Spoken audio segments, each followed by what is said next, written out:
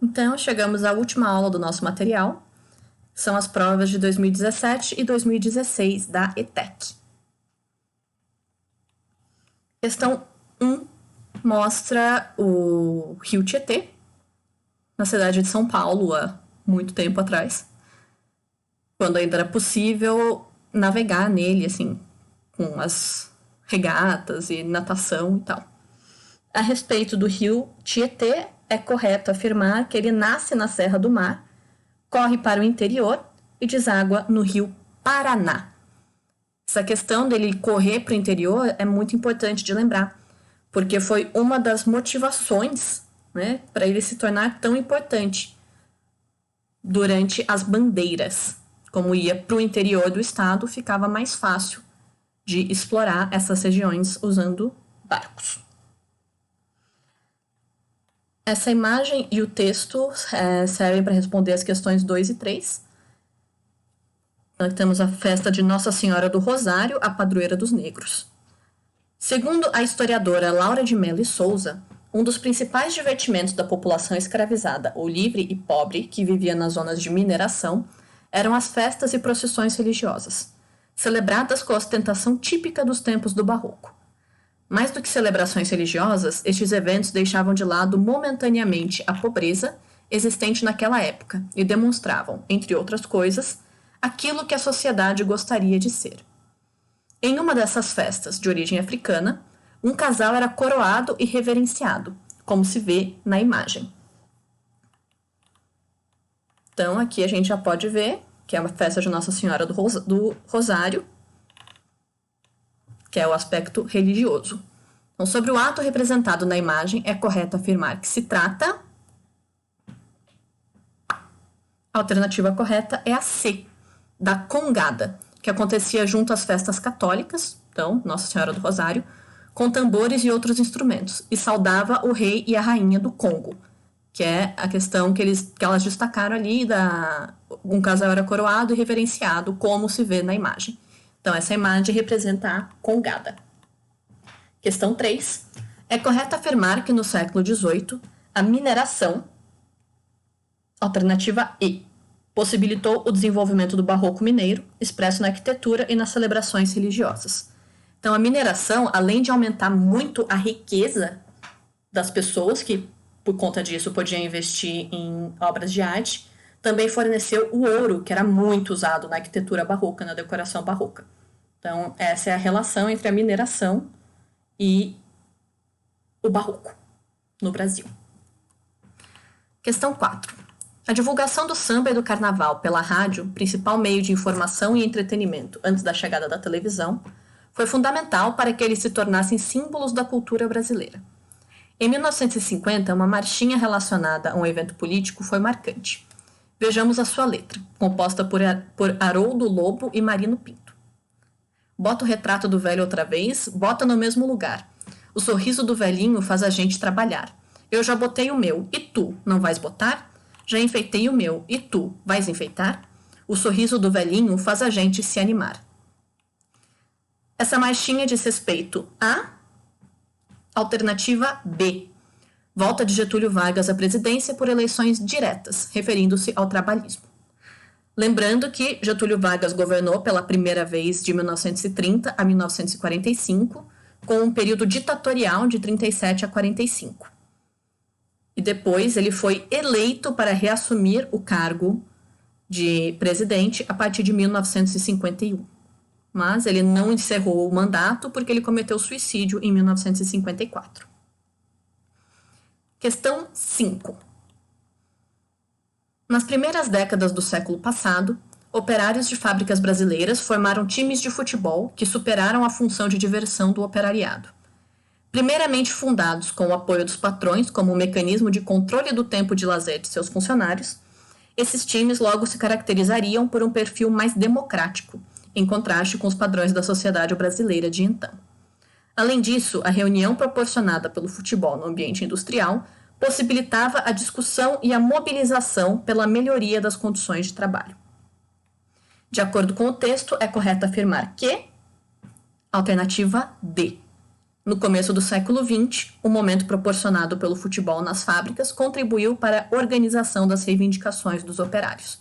Isso a gente pode perceber logo na última parte do texto, que fala sobre a possibilidade de discussão e mobilização pela melhoria das condições de trabalho. Vamos aqui para o primeiro semestre de 2017. Em um mundo marcado por conflitos em diferentes regiões, as operações de manutenção da paz das Nações Unidas são a expressão mais visível do compromisso solidário da comunidade internacional com a promoção de paz e de segurança. Embora não estejam expressamente mencionadas na Carta da ONU, elas funcionam como instrumento para assegurar a presença dessa organização em áreas conflagradas, de modo a incentivar as partes em conflito a superar suas disputas por meio pacífico, razão pela qual não devem ser vistas como forma de intervenção armada. Historicamente, o Brasil envia soldados para participar de operações de paz.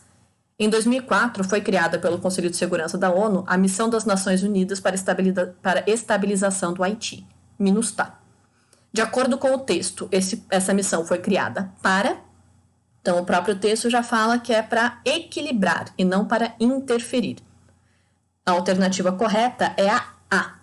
Restabelecer a segurança e normalidade institucional do Haiti após sucessivos episódios de turbulência política e de violência, que marcaram esse país no início do século XXI.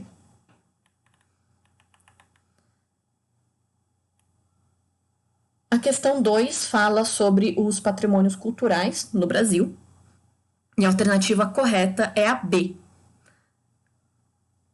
O registro desses conhecimentos indígenas como patrimônio e sua divulgação possibilitam o aprendizado e a prática de técnicas agrícolas sustentáveis. Então, ao qualificar como uma cultura imaterial do Brasil, essas práticas são valorizadas e, consequentemente, têm maiores chances de continuarem existindo.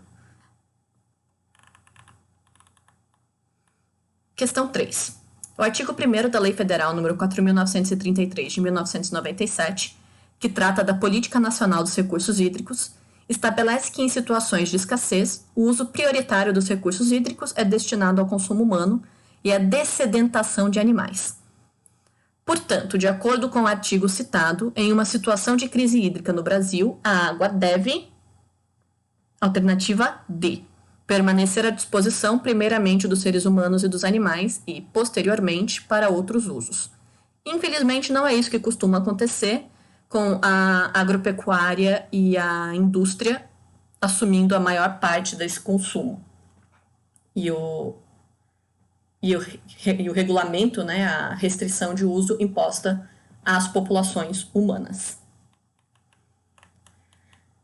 Questão 4. A Constituição é a legislação máxima de um país e define, entre outros itens, os principais propósitos de um Estado.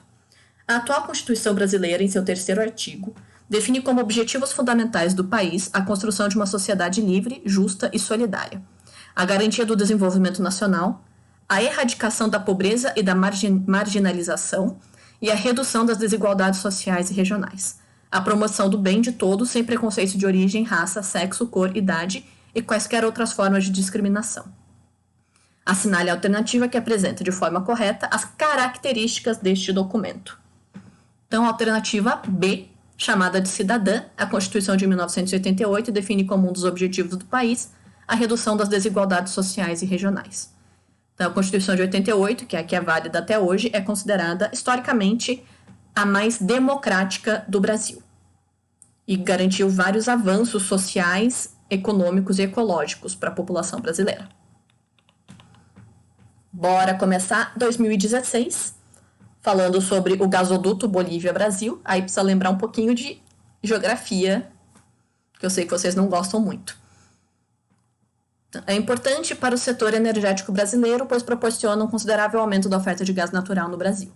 A empresa responsável por operar esse gasoduto controla ininterruptamente, via satélite, a integridade dos dutos que atravessam lagos, rios de longo curso, terrenos alagados como Pantanal, áreas urbanas e de preservação ambiental. A rede de dutos atravessa 5 estados brasileiros. Dentre eles estão os estados do... Então é Bolívia, Brasil. Tem que pensar quem é que está ali perto da Bolívia. Então a alternativa correta é a B, de bola. Mato Grosso do Sul e São Paulo. Questão 2. Leia o trecho da música Lampião de Gás, composta por Elisa Campiotti em 1957 e gravada no ano seguinte por Inesita Barroso. Lampião de gás, quanta saudade você me traz. Minha São Paulo calma e serena, que era pequena, mas grande demais. Agora cresceu, mas tudo morreu. Lampião de gás, que saudade me traz. O trecho da letra faz referência à história da cidade de São Paulo, expressando como... Alternativa C. A cidade cresceu ainda mais e teve seu cotidiano transformado, deixando para trás características da época em que era iluminada por lampiões de gás. Então, o lampião de gás é uma representação da tecnologia que se alterou ao longo do tempo. E essas alterações foram sentidas em vários aspectos. Questão 3. As minas de carvão inglesas do século XVIII e XIX eram galerias subterrâneas que abasteciam a indústria nascente daquele país. Nelas, a atividade humana era altamente insalubre. Se trabalhava aproximadamente 14 horas por dia, e crianças eram utilizadas para cavar túneis mais profundos e estreitos. Extraindo cerca de 100 milhões de toneladas de carvão mineral por ano, a Inglaterra passou a utilizar locomotivas, teares e máquinas de fiação que aos poucos substituíram a manufatura. Nas primeiras jazidas, utilizavam-se bombas d'água para retirar a água que se acumulava no fundo das minas. O escocês James Watt utilizou essa tecnologia e adaptou aos teares, desenvolvendo então, segundo o historiador José Jobson de Andrade Arruda, o seu motor a vapor, que desencadeou a Revolução. A partir das informações do texto, é correto afirmar que... Alternativa B. A crescente substituição da manufatura e a grande utilização do carvão mineral e o uso dos motores a vapor são características da chamada Revolução Industrial. Então, é exatamente a definição da primeira fase da Revolução Industrial. Não tem nem muito o que desenvolver aqui. A questão 4 fala sobre as usinas hidrelétricas e os impactos ambientais e sociais causados por ela. E tem a música Sobradinho, de Sai Guarabira, que fala sobre a inundação da região para o reservatório do Sobradinho. Então, o homem chega, já desfaz a natureza, tira a gente, põe represa, diz que tudo vai mudar. O São Francisco lá para cima da Bahia diz que dia menos dia vai subir bem devagar, e passo a passo vai cumprindo a profecia do Beato que dizia que o sertão ia alagar. O sertão vai virar mar, dá no coração, o medo que algum dia o mar também vire sertão. Adeus remanso casa nova, assento sé, adeus pilão arcado, vem o rio te engolir. Debaixo d'água ela se vai a vida inteira, por cima da cachoeira o gaiola vai subir. Vai ter barragem no alto do Sobradinho, e o povo vai-se embora com medo de se afogar. Remanso casa nova, assento sé, pilão arcado, Sobradinho, adeus, adeus. Um dos impactos sociais causados pelo alagamento da área foi... Alternativa A inundação de algumas cidades e a transferência de seus habitantes para regiões mais distantes. E é importante também perceber que a música faz referência à Guerra de Canudos, falando da Gente, eu esqueci a palavra. Profecia de Antônio Conselheiro, que falava que o sertão iria se alagar, iria virar mar. Questão 5. Nas décadas de 1970 e de 1980, a construção da usina hidrelétrica de Itaipu causou um grande impacto na vida dos Guarani. Em 1981, mais de 30 de seus territórios existentes na fronteira entre Brasil e Paraguai foram inundados. As obras do empreendimento começaram em 1974 e sua inauguração oficial ocorreu em 1982. O lago de sua barragem ocupa uma área de 1.350 km², alagando parte de 16 municípios brasileiros. De acordo com o texto, é correto afirmar que a usina hidrelétrica, localizada na fronteira entre Brasil e Paraguai, foi construída durante a ditadura militar brasileira e inundou mais de 30 territórios dos Guaranis. Então, só lembrar que década de 70 e 80 ainda era a ditadura militar no Brasil, que só se encerrou em 1985. Questão 6. Complete correta e respectivamente as lacunas da frase. No Brasil, as usinas nucleares concentram-se na cidade de Angra dos Reis e fornecem parte da energia elétrica consumida no estado do Rio de Janeiro. Tanto é que o nome das usinas nucleares aqui do Brasil são Angra 1 e Angra 2. Então, a alternativa correta é a A. Questão 7 fala sobre a obra do Debré. O viajante francês Jean-Baptiste Debré registrou, no início do século XIX, uma imagem do trabalho do Brasil, conforme pode-se ver na imagem. Então, nessa imagem, está mostrando a alternativa B. Pessoas escravizadas trabalhando na moagem da cana-de-açúcar em um equipamento movido pela força humana. Então, dá para ver aqui, né, que tem a cana, aqui também, sendo passada para ser moída, enquanto dois homens movem esse equipamento. Finalmente, chegamos ao primeiro semestre de 2016. No Brasil, as principais áreas de extração de minério de ferro são a Serra dos Carajás e o Quadrilátero Ferrífero, que se localizam, respectivamente, nos estados, alternativa D, Pará e Minas Gerais. São as regiões que têm uma participação muito importante nas exportações do Brasil. Questão 2. O Brasil é um dos maiores produtores mundiais de soja em grãos. Nas décadas de 60 e 70, a região sul era a principal produtora de soja do Brasil. A partir da década de 80, a produção de soja se expandiu para a região centro-oeste, em função, entre outros fatores, da topografia favorável, então do relevo, à mecanização, o que propicia maior rendimento nas operações de preparo do solo para o cultivo. Basicamente, o centro-oeste é mais plano do que a região sul.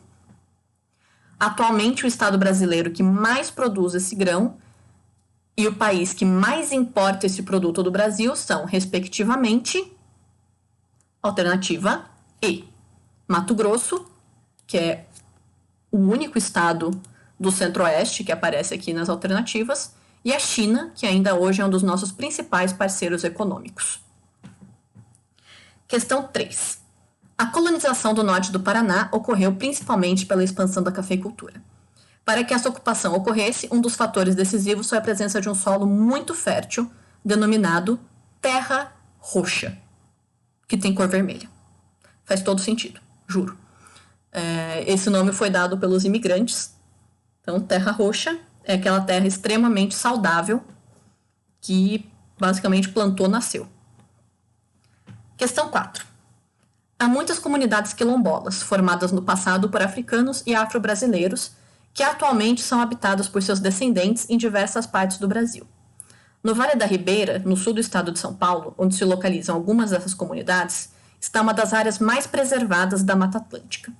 Nessa região, diversos moradores dos chamados remanescentes de quilombos se especializaram no manejo adequado do solo e dos recursos naturais, sendo que algumas dessas comunidades se desenvolveu o cultivo da banana orgânica. Em relação a essas comunidades, é correto afirmar que a alternativa correta é a D. Sua formação se deu no período da escravidão, quando africanos e afro-brasileiros, tanto fugitivos quanto libertos do regime do trabalho escravista, fundaram quilombos. Então é só lembrar que os quilombos são uma forma de resistência à escravidão. Eles existiram ao longo de toda a história colonial brasileira, persistindo inclusive até o Império. Questão 5. Em 2011, a Prefeitura de São Paulo identificou mais de 200 terrenos contaminados na cidade, o que representa riscos à saúde e ao meio ambiente.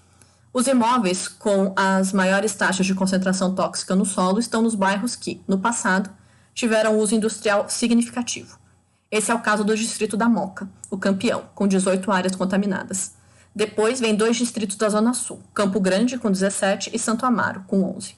Também aparecem em destaque bairros da Zona Oeste, como a Vila Leopoldina, com 10, e a Barra Funda, com 7 terrenos contaminados. De acordo com o texto, é correto afirmar que... Alternativa A. O distrito da Moca, onde está o maior número de terrenos contaminados na cidade de São Paulo, teve relevante atividade industrial no passado. Então, essa é uma relação estabelecida pelo próprio texto, que as regiões que têm maiores índices de concentração tóxica são aqueles que também tiveram maior atividade industrial no passado. Questão 6. As matas ciliares são tão importantes para rios e lagos como são os cílios para a proteção dos nossos olhos. Sem as matas ciliares, as nascentes secam, as margens dos rios e riachos solapam e o escoamento superficial aumenta, e a infiltração da água no solo diminui, reduzindo as reservas de água do solo e do lençol freático. As consequências são dramáticas para o meio ambiente. A poluição alcança facilmente os mananciais e a vida aquática é prejudicada. Rios e reservatórios transformam-se em grandes esgotos ou lixões. De acordo com o texto, podemos afirmar que... Alternativa E. As matas ciliares atuam na preservação das nascentes, das margens e dos rios e de mananciais. Questão 7 fala sobre a desertificação, que é o maior problema que afeta os solos na região do semiárido brasileiro. Em todo o Brasil, são quase 1.500 municípios afetados por essa degradação ambiental, que é causada, alternativa A, pelo manejo inadequado dos recursos naturais pelos seres humanos. Então, é o desgaste do solo que causa a desertificação.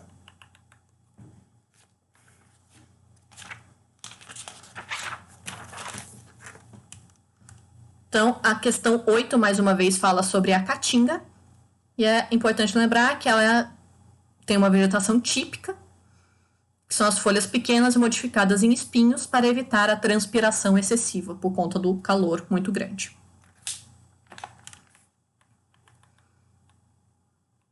Questão 9. Você sabia que o nome do rio Tietê significa, em língua tupi, água verdadeira? Esse rio tinha grande importância mesmo antes da chegada dos colonizadores para todos os que viviam perto dele, uma vez que suas águas fertilizavam o solo das suas margens após as cheias, ajudando a trazer boas colheitas e fartura às comunidades próprias. Próximas. Sobre o papel desse rio na história brasileira, é correto afirmar que... Alternativa A.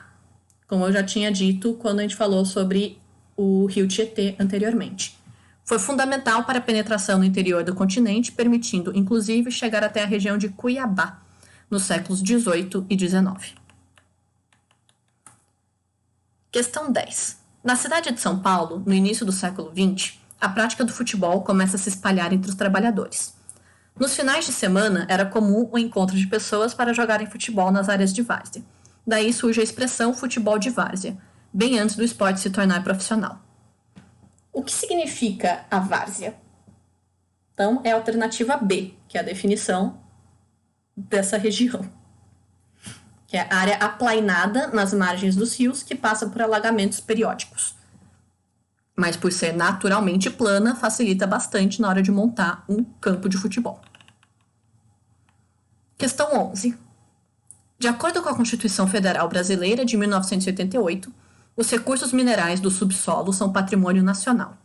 No entanto, a primeira vez em que isso foi definido na legislação do país foi em 1934, quando entrou em vigor a Constituição que também instituiu o voto feminino e o salário mínimo. 3 anos depois, em 1937, essa Constituição foi revogada e uma nova foi promulgada, dando início ao Estado Novo. O período da história brasileira ao qual se referem essas informações ficou conhecido como... Alternativa E, a Era Vargas.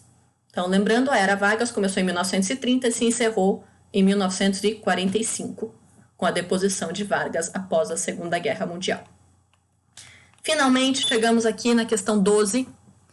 A mineração é o ato de extrair minerais existentes nas rochas e ou nos solos.